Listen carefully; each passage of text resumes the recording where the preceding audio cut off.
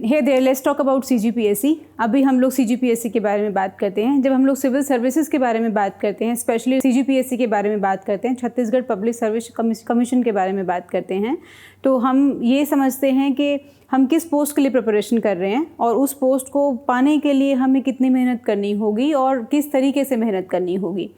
When we say CGPSC civil service exam, तो civil service exam में ढेर सारी पोस्ट होती हैं, 41 पोस्ट हैं जो आपको यहाँ नज़र आ रही हैं। इन पोस्ट में से कोई भी एक पोस्ट आप जैसी आपकी प्रायोरिटी रहेगी, आपकी प्रायोरिटी के बेस के ऊपर और आपकी रैंक के हिसाब से आपको वो पोस्ट मिलेगी। जैसे deputy superintendent of police, DSP, हम डिप्टी कलेक्टर की बात करें, DC, या फिर हम अकाउंट ऑफिसर की बात करें, जेल सुपरिटेंडेंट की बात करें, हम कमर्शियल टैक्स ऑफिसर की बात करें, कोऑपरेटिव इंस्पेक्टर की बात करें, तो ये सारी पोजीशंस निकलती हैं। एक ही एग्ज़ाम देते हैं, उस एक ही एग्ज़ाम के 3 स्टेज होते हैं। We talk about prelims, then we talk about mains, then interview. Prelims देने के बाद आप मेंस देते हैं, मेंस क्वालिफाई करने के बाद आप इंटरव्यू देते हैं। प्रीलिम्स में आपके 2 पेपर होते हैं, GS1 and GS2। General studies 1 में कुछ सब्जेक्ट्स होते हैं जो हम सबको प्रिपेयर करने हैं, इसमें कोई ऑप्शन या चॉइस नहीं है। General studies 1 is about social studies, science and current affairs, plus Chhattisgarh का जनरल स्टडीज़। छत्तीसगढ़ के GS की जब हम बात करते हैं, इसमें छत्तीसगढ़ के बारे में सारी चीज़ें आती हैं। छत्तीसगढ़ की हिस्ट्री, छत्तीसगढ़ की ज्योग्राफी, छत्तीसगढ़ का आर्ट, ट्राइब और कल्चर, छत्तीसगढ़ के बारे में कि एडमिनिस्ट्रेशन के बारे में हम लोग पढ़ते हैं। तो मतलब छत्तीसगढ़ की जितनी भी चीज़ें हैं वो सारी चीज़ें हम लोग छत्तीसगढ़ के जनरल स्टडीज़ में पढ़ते हैं। जब हम पेपर 1 की बात करते हैं तो पेपर 1 में 100 क्वेश्चन आते हैं, वो 200 नंबर के होते हैं। जो 100 क्वेश्चंस हैं, जो 200 मार्क्स के होते हैं, ये 100 क्वेश्चन ज़रूरी नहीं है आपको सारे सॉल्व करने हैं, कंपलसरी नहीं है। ये कंपलसरी नहीं होने का मतलब क्या होता है कि नेगेटिव मार्किंग है। अगर आपने गलत आंसर मार्क किया तो आपके 1/3 मार्क्स उसमें कट जाएंगे। 1/3 मार्क्स की जब हम लोग बात करते हैं तो ये बहुत सिग्निफिकेंट नंबर है, ये बहुत बड़ा नंबर है। जब अगर आपने 3 क्वेश्चन गलत कर दिए तो आपका एक सही जो आपने आंसर सही लिखा था, मार्क किया था, उसके नंबर आपके चले गए। जब हम लोग कंपटीशन एग्ज़ाम्स की बात करते हैं तो इसमें हर 0.5 या फिर हर नंबर से आपकी फ़ाइट बढ़ती है और वहाँ से कंपटीशन शुरू होता है या फिर ख़त्म भी हो जाता है ना। हो सकता है आप रेस से बाहर चले जाएं या हो सकता है आप उसको क्वालिफाई कर लें। छत्तीसगढ़ GS में जब क्वेश्चंस की हम लोग बात करते हैं तो छत्तीसगढ़ GS अपने आप में बहुत कॉम्प्रीहेंसिव है, बहुत इंपॉर्टेंट है। लोगों को लगता है कि सिर्फ छत्तीसगढ़ GS कर लेंगे तो हमें इंडियन GS करने की ज़रूरत नहीं है, लेकिन ऐसा होता नहीं है।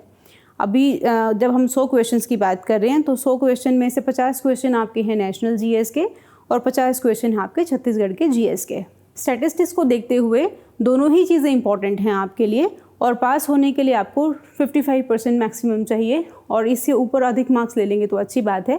आइडली उससे अधिक मार्क्स आते नहीं हैं अगर पेपर बहुत एक्स्ट्रा सिंपल ना हो तो। ज़्यादा एक्स्ट्रा सिंपल होता है तो नेगेटिव मार्किंग्स में बहुत सारे नंबर कट जाते हैं लोगों के। जो पेपर 2 की जब हम लोग बात करते हैं, इसको CSAT कहते हैं, civil services aptitude test. Aptitude से आप समझ सकते हैं, तो ये एप्टीट्यूड चेक करना चाहता है आपका। एप्टीट्यूड चेक करने का मतलब होता है इसमें मैथ्स के क्वेश्चन होंगे, रीजनिंग के क्वेश्चन होंगे, डाटा इंटरप्रिटेशन के क्वेश्चन होंगे, और इसके अलावा कुछ क्वेश्चन होंगे आपके कम्युनिकेशन स्किल्स और इंटरपर्सनल स्किल्स को लेके। इसके अलावा डिसीजन मेकिंग के क्वेश्चंस होंगे और हिंदी और छत्तीसगढ़ी भाषा के प्रश्न होंगे। पेपर 2 जिसको CSAT कहते हैं, ये सिर्फ क्वालिफाइंग नेचर का होता है, इसमें आपको सिर्फ पास करना है। अगर आप अनरिजर्व कैटेगरी से बिलोंग करते हैं तो 33% मार्क्स आपको इसमें चाहिए, और अगर आप रिजर्व कैटेगरी से बिलोंग करते हैं तो 23% मार्क्स आपको चाहिए इसको सिर्फ क्वालिफाई करने के लिए।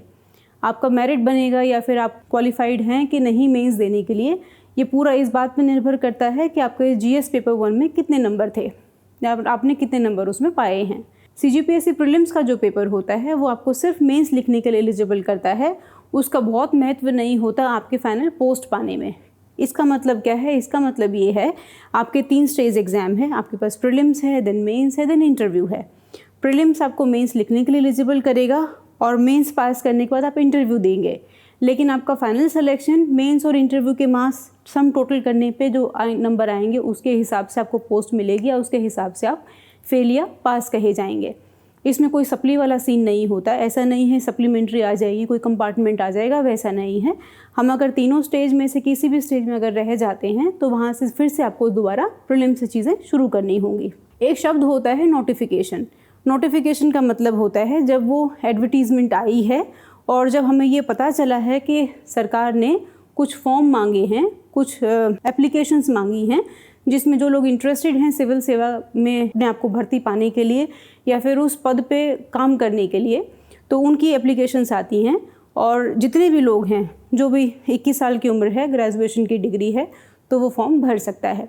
आपने फॉर्म भरा है तो आप प्रीलिम्स का एग्ज़ाम दे सकते हैं। वहाँ पे छटनी नहीं होती, कोई देखता भी नहीं आप 21 साल के हैं भी कि नहीं, या ग्रेजुएशन की डिग्री है भी कि नहीं आपके पास। वहाँ जितने लोगों ने एप्लीकेशन दी है वो सब लोग प्रीलिम्स का एग्ज़ाम दे सकते हैं। छटनी शुरू होती है आपकी मेंस या इंटरव्यू की स्टेज से। एग्जाम्पल लेके चलते हैं। से 1 लाख लोगों ने फॉर्म फिल किया, तो प्रीलिम्स कौन देंगे?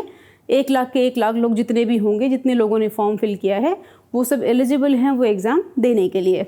हालांकि बहुत सारे लोग नहीं जाते हैं, एब्सेंट कर जाते हैं, तो वो अपनी मर्ज़ी से करते हैं, किसी ने उनको छांटा नहीं है।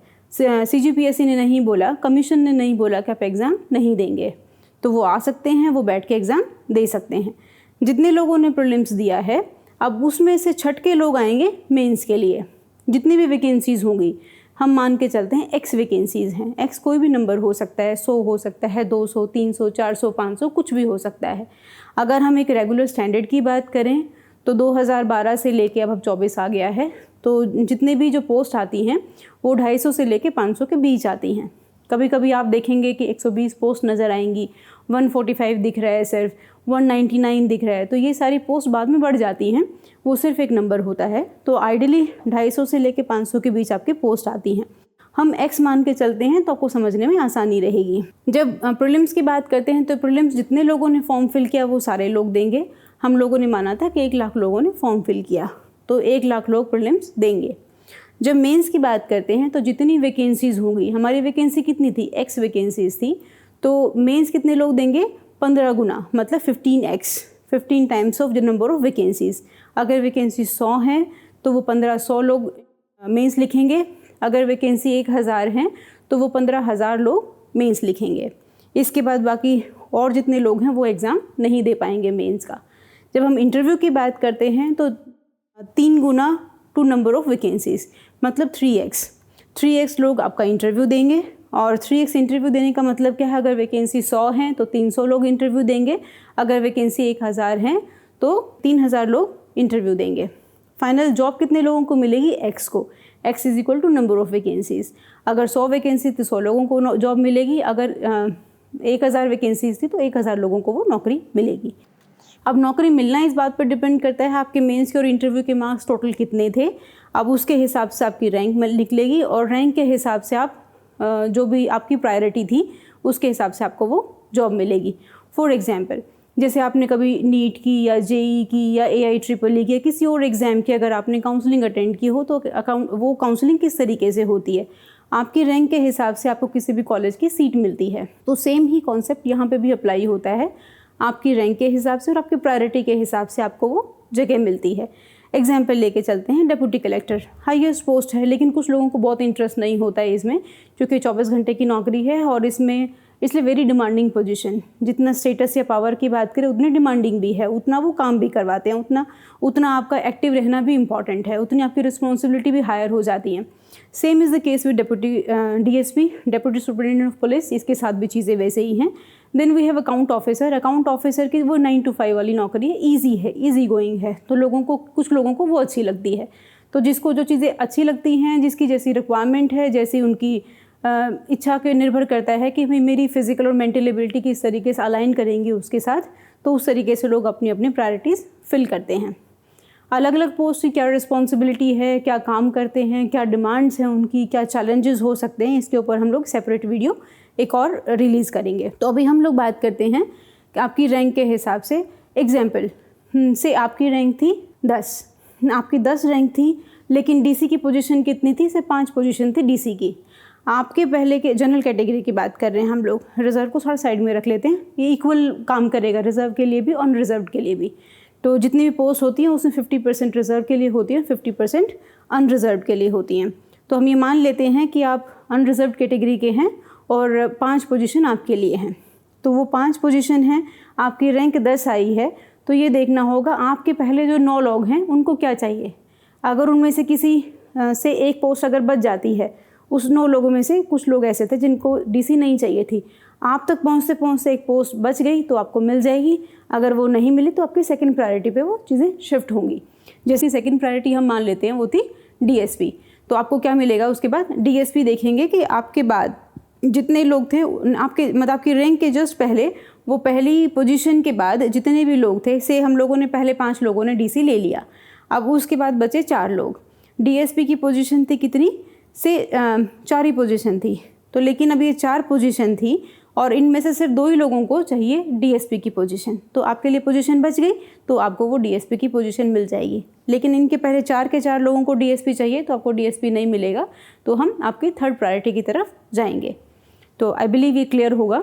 और अब हम आते हैं एग्ज़ाम के पैटर्न के ऊपर। एग्ज़ाम का पैटर्न किस तरीके का होता है और क्या डिमांड है सीजीपीएससी की आपसे एज अ स्टूडेंट और एज अ कैंडिडेट, कि आप जब उन चीज़ों को आप क्वालिफाई करेंगे तभी आपको वो पोजीशन मिल सकती है।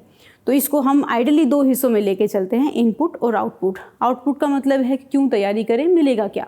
जब हम लोग इनपुट की बात करते हैं मतलब आपको क्या करना है, आप जब उतना करेंगे उतना डिज़र्विंग बनेंगे तभी आपको वो चीज़ें मिल सकती हैं।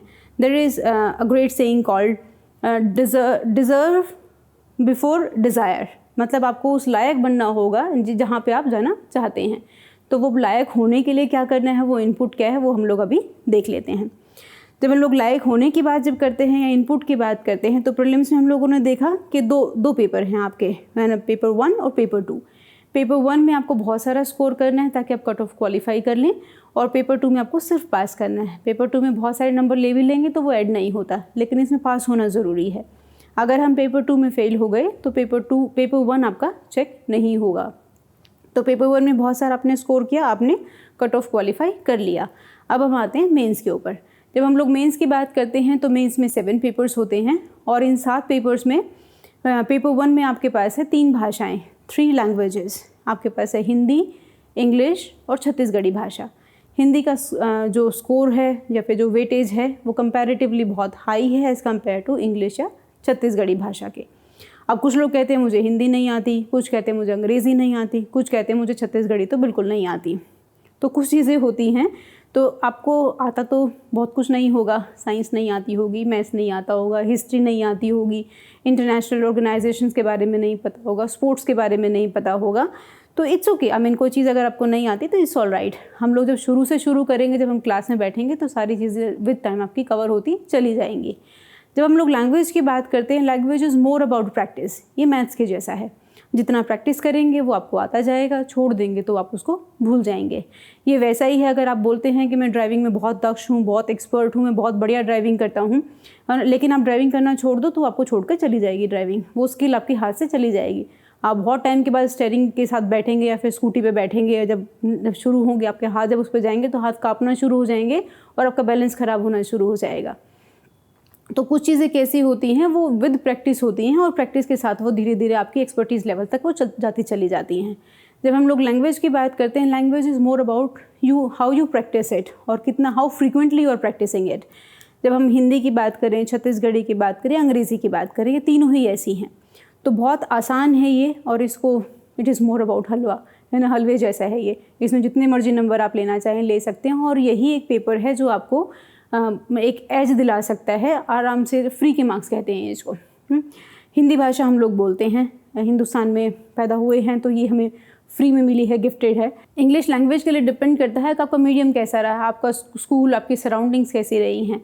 अगर आप इंग्लिश मीडियम के स्टूडेंट हैं तो अंग्रेज़ी कंपैरेटिवली आपके लिए आसान होगी।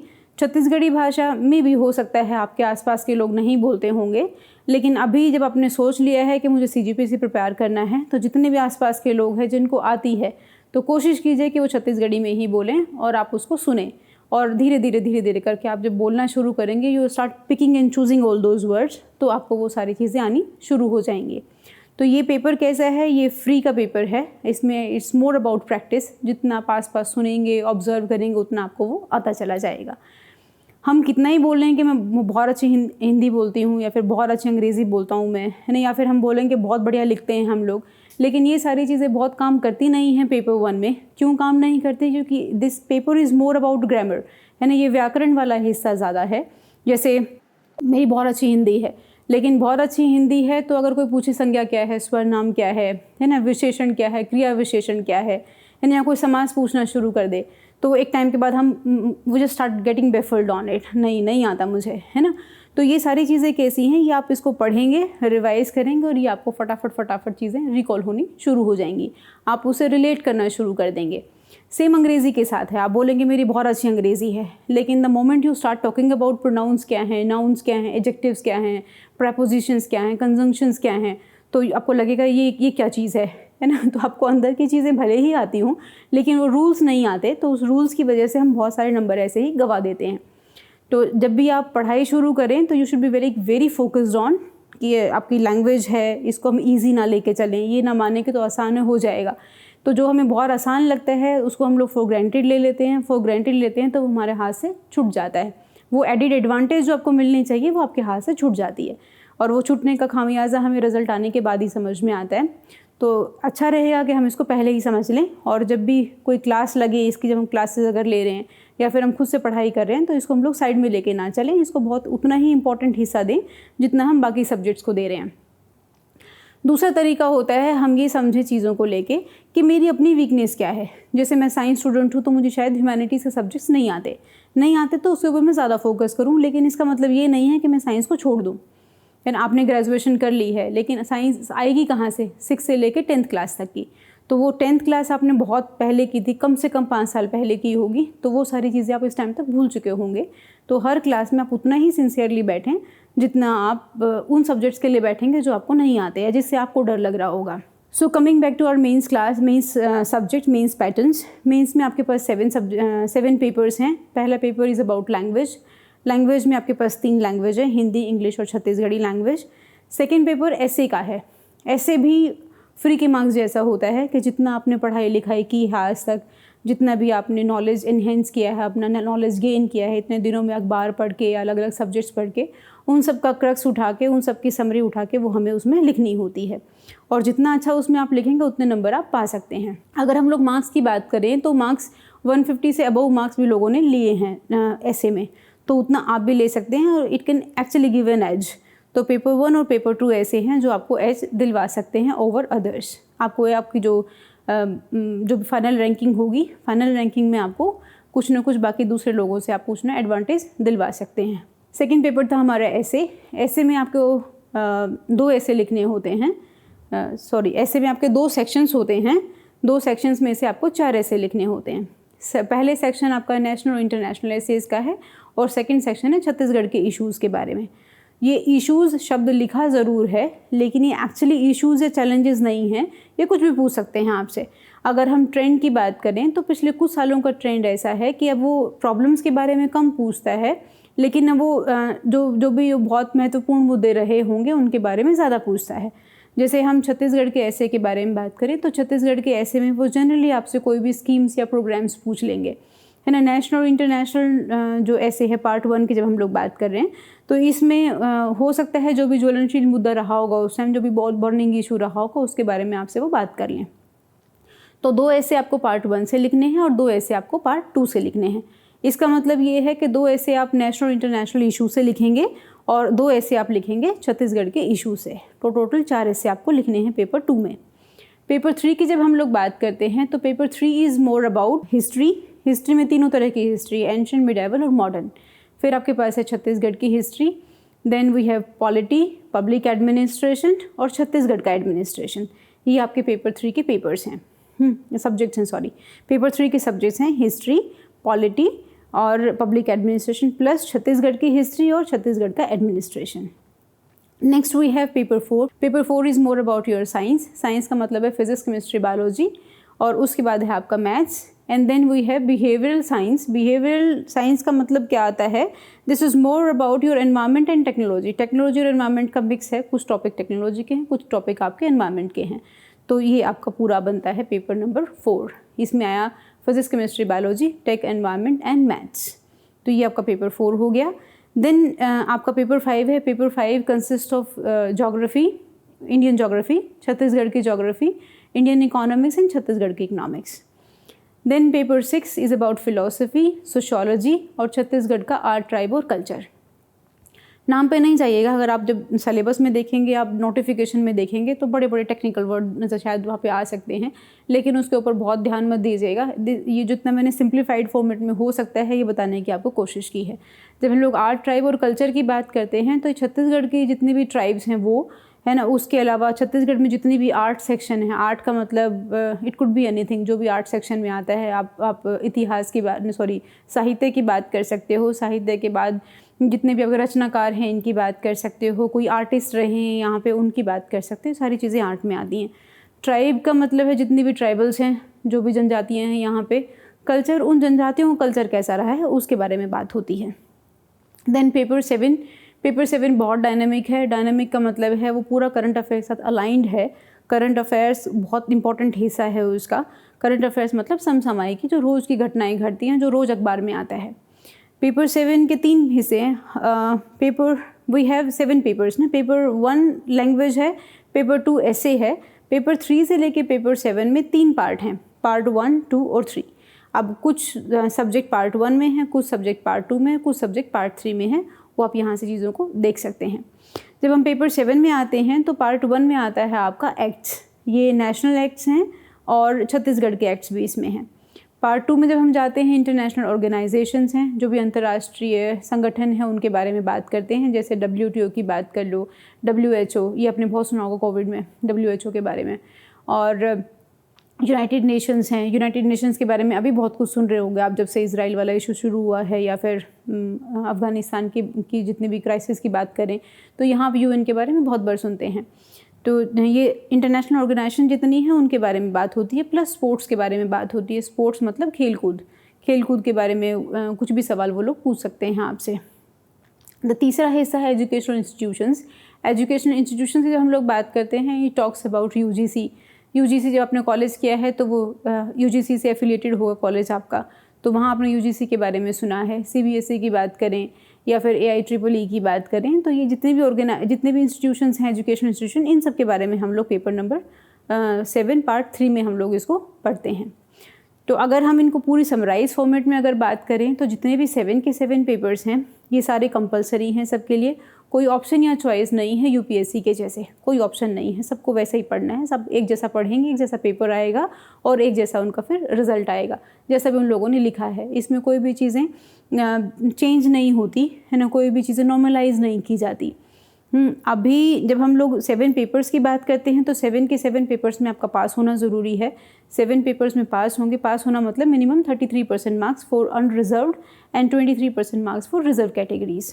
तो आपने मिनिमम मार्क्स ले लिए। अब मिनिमम लेने के बाद अब मैक्सिमम कितना लेंगे, वो आपका एडवांटेज कहाँ पे काउंट होगी आपकी रैंकिंग में, कि आपने अगर बहुत अच्छे नंबर लिए हैं तो आपका क्यूमुलेटिव स्कोर ऑटोमेटिकली हायर हो गया। वो हायर होने की वजह से आपकी रैंक ऑटोमेटिकली ऊपर लेवल पे चलेगी, मतलब वो सिंगल डिजिट या 2 डिजिट में आ गई है। वो rank 1 2 3 4 5 6 7 8 9 single digit, double digit मतलब 10 से लेके 99 तक, या फिर 3 डिजिट की बात करें तो वो 100 से लेके 999 तक। तो इस तरह से आपके डिपेंड करेगा कि आपकी रैंक किस तरीके से है, वो आपके जितने नंबर हैं उसके हिसाब से वो चलेगा। जब हम लोग मेंस के पेपर्स की बात करते हैं तो मेंस के पेपर आपके 200 नंबर का एक पेपर होता है और 3 घंटे का होगा। प्रीलिम्स का पेपर अगेन 200 नंबर का था लेकिन वो 2 घंटे का था, लेकिन मेंस का पेपर 3 घंटे का होगा लेकिन 200 नंबर का होगा। ये 7 पेपर हैं, 200 मिला के टोटल हुए आपके 1400 मार्क्स। 7 2 ज़ा 14, 1400 1400 मार्क्स। 1400 मार्क्स आपके हुए मेंस के, प्लस 150 मार्क्स का आपका इंटरव्यू होता है। इंटरव्यू में जैसा आप परफॉर्म करेंगे वैसा उसमें मार्क्स आपके आएंगे। इंटरव्यू बहुत आपके हाथ में होता नहीं है। जब आपके हाथ में नहीं होता, पता नहीं उस दिन आपका मूड कैसा होगा, इंटरव्यूअर का मूड कैसा होगा, आप कैसा परफॉर्म कर पाएंगे, सामने वाला आपको किस तरीके से लेगा। तो वो सारी चीज़ें जब हमारे बहुत हाथ में नहीं होती है तो हमारे हाथ में क्या है, हमारे हाथ में मेंस है। तो मेंस में हम बहुत मेहनत करेंगे, बहुत सारे नंबर लेंगे और इंटरव्यू में जितने मिल जाए वो हमारे लिए हमेशा एक एडवांटेज रहे। इंटरव्यू में कभी कोई फेल होता नहीं है। हाँ, सुना होगा आपने इंटरव्यू में फेल हो गए, लेकिन वो कन्वीनियंट वे है बताने का कि हम इंटरव्यू तक गए थे, है ना। इंटरव्यू में कोई फेल नहीं होता। सुप्रीम कोर्ट की गाइडलाइंस है कि इंटरव्यू में सबको पास करना ज़रूरी है, सबको मिनिमम नंबर मिलेंगे। आप जाके एक शब्द भी नहीं बोलेंगे तो भी मिनिमम मार्क्स मिलेंगे आपको, लेकिन वो आपको जितने नंबर हायर मिलते चले जाएंगे वो डिपेंड करेगा न, वो आपको वो फैसिलिटेट करेगा आपको एक हायर रैंक लेने के लिए। क्यूमुलेटिव स्कोर आपका बढ़ जाएगा तो रैंक आपकी ऑटोमेटिकली ऊपर लेवल पे जाती चली जाएगी। मतलब ऊपर लेवल पे जाने का मतलब 3 डिजिट से 2 डिजिट से 1 डिजिट तक वो जाती जाएगी और आपको अच्छा लगेगा। हो सकता है यू मे बी टॉपर। सो ये था आपका CGPSC के बारे में सब कुछ, प्री, मेंस और इंटरव्यू। और एक छोटी सी चीज़ होती है जिसको हम लोग कट ऑफ कहते हैं, जो अक्सर लोगों को समझ नहीं आता। कट ऑफ का मतलब होता है जो लास्ट कैंडिडेट था उसके मार्क्स कितने हैं, है ना। जैसे हम लोगों ने बात की थी, प्रीलिम्स कितने लोग देंगे, जितने लोगों ने फॉर्म फिल किया है, जितनी एप्लीकेशंस थी, 1 लाख एप्लीकेशंस थी तो 1 लाख लोगों ने प्रीलिम्स दिया। तो मेंस कौन देगा, सिर्फ 15 टाइम्स ऑफ वैकेंसीज। मतलब हम लोगों ने क्या बात की थी, 15x। तो 1500वां बच्चा या 15x जो बच्चा है उसके जितने नंबर थे वो आपका कट ऑफ है। 100 वैकेंसी थी तो 1500 वाले बच्चे के जितने नंबर हैं वो आपका कट ऑफ था। 1000 वैकेंसी थी तो 15,000वें बच्चे के जितने नंबर थे वो आपका कट ऑफ था। सेम जब हम लोग इंटरव्यू की बात करते हैं तो वो सिर्फ 3 गुना है, तो 300वें बच्चे का या 3000वें बच्चे के जितने नंबर थे उतना आपका कट ऑफ है। और फाइनल सिलेक्शन में लिस्ट, लंबी सी लिस्ट आती है, उस लिस्ट में जिसको जो पोस्ट मिलती है तो वो पोस्ट भी लिखी होती है। अगर आपको वो पोस्ट नहीं चाहिए, आपकी हायर पोस्ट जो थी, जैसे एग्जाम्पल आपने 1, 2, 3 करके 3 प्रायोरिटीज़ लिखी, उस 3 प्रायोरिटीज़ में पहली प्रायोरिटी वाली नौकरी अगर आपको नहीं मिली, सेकंड वाली मिली है, तो सेकंड पोस्ट के नाम, पोस्ट के आगे जैसे आपका नाम लिखा है तो आगे आपकी पोस्ट लिखी होगी।